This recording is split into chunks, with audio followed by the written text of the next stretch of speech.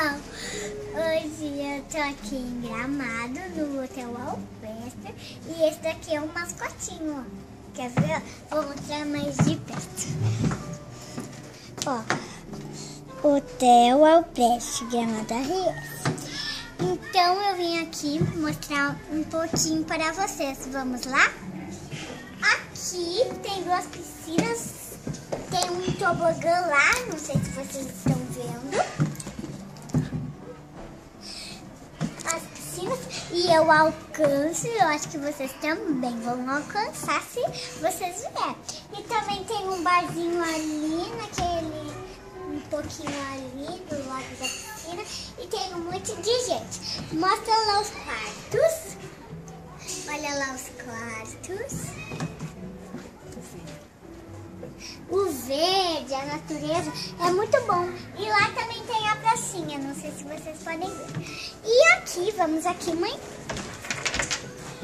Aqui nós temos uma sala para poder descansar, para poder ler. E aqui também é o café da manhã. Ó, pessoal, o café é bem bom, né? É bom, né?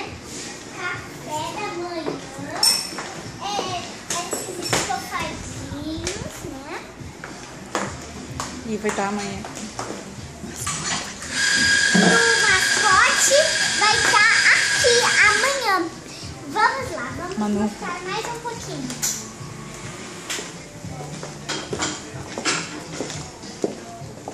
Devagar. O quê? Nada, pessoal.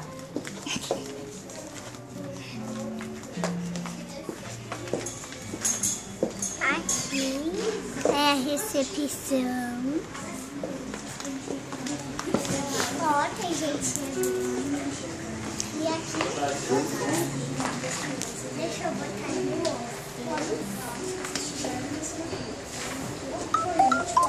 seu óculos. E Uma ótima dica para você. peraí, pessoal.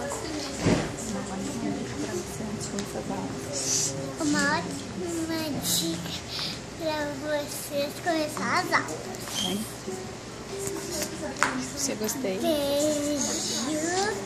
dá uma mão. Quê? Dá uma mão. Da mamãe.